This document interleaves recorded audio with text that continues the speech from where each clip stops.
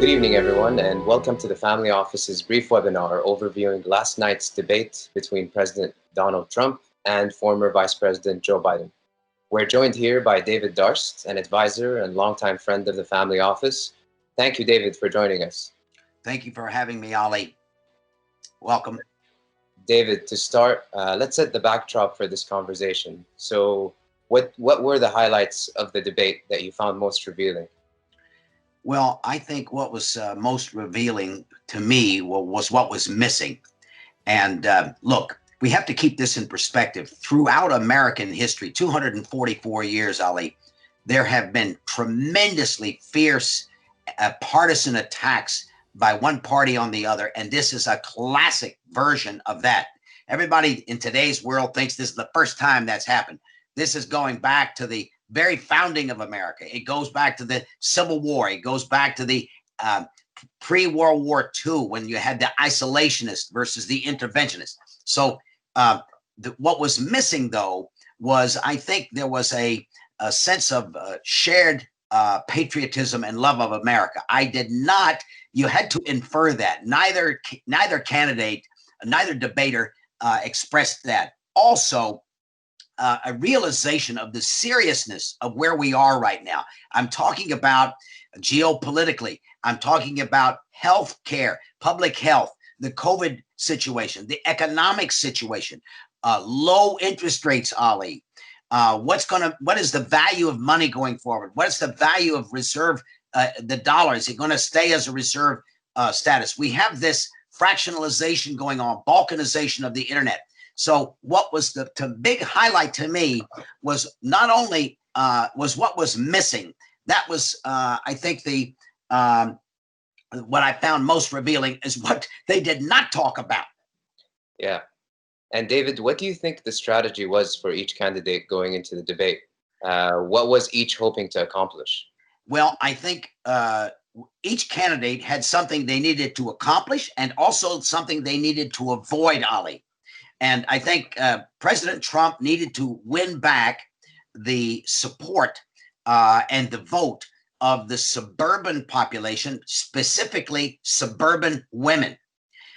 Last night's debate was so chaotic, not just by him, but all three participants, Vice President Trump, Chris Wallace, Vice President Biden, President Trump, Chris Wallace, all three. There was so much chaos that I don't think that was achieved to win back the trust and support of suburban voters, especially suburban women.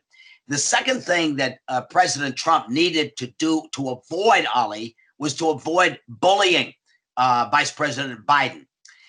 There, I would say there was some bullying. All the interruptions and the talking over and the name calling and the accusations, you could say that was bullying. You could say it was not bullying. But there, I would say I don't give him a passing mark on that one. Now, Vice President Biden, he needed to do two things. He needed to show that he was capable and not a tool of the extreme wing of the Democratic Party. I think he showed some degree of capability. When I talked this morning to people about the debate last night, people had already made up their minds, and the people who loved Trump thought Biden did a terrible job. The people who liked Biden thought he did a phenomenal job. I think he did okay as showing that he was capable. There were moments, but this is a high-powered first debate. Anybody who's human is going to have certain moments where they stumble slightly, but he did not stumble deeply enough to, I think, hurt himself. The second thing was not to show that he's a tool of the extreme wing, that he's not under the control of the far left. Americans basically vote to the middle. They don't vote for extreme right. They don't vote for extreme left. It's a positive thing of America. It's one of the things that's helped preserve the security, safety, and stability of America. So those are the things that each one needed to try to do, and each one needed to try to avoid. Thank you, David. Very well put.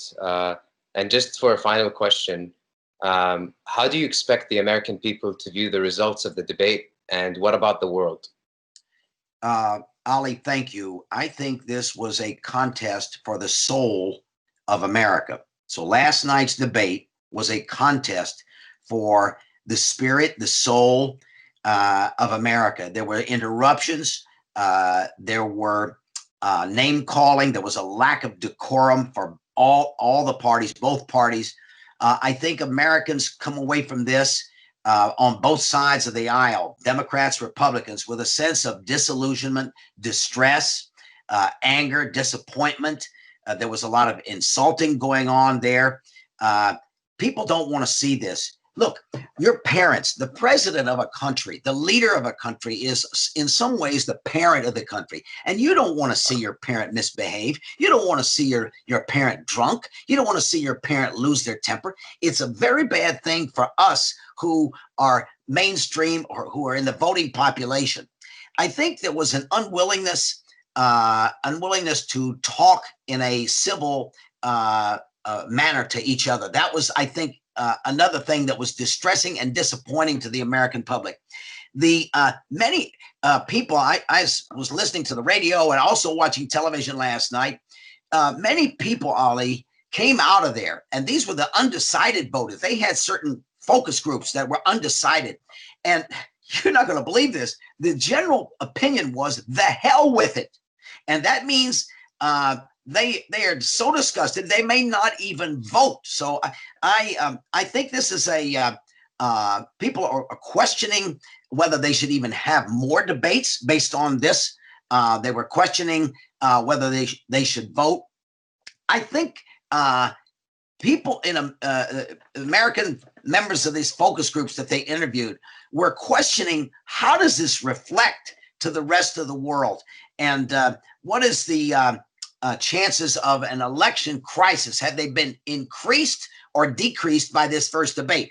In some ways, you might say that they've been increased, because neither candidate, Ali, neither candidate was willing to disavow some of the more extreme elements of each of their political persuasion. Secondly, neither candidate was willing to tell their respective army, and that's their unbelievably passionate supporters, to stand down and take a chill and relax and be calm. So these are things that American people saw that we want to see our parents get along. We want to see them fight and argue, but not in this manner. So I hope the next debates will show an upgrade from this first one. One candidate, look, you can pick whoever you want. One candidate came to play tennis. The other came to play badminton. One candidate came to play soccer football, and the other came to play rugby. One came to have a boxing match, and the other came for a wrestling match. So you had this, we were not meeting each other. And let me conclude on the very first point I made. This is so classically American. This is one of the great strengths of America, that you can have this and everybody can watch it. You cannot have this in so many of the other countries of the world, where people can call each other names. The leaders of these countries, Biden with 47 years, 8 years as vice president, you could not have this in so many countries that you and I have visited all over the world. It just would be an impossibility. This was classic America at its best and at its worst. Thank you for having me today, Bob. Ali, it was great talking with you. Thank you so much, David. We look forward for your takes on the other debates coming up. Have a great day. You too. Goodbye.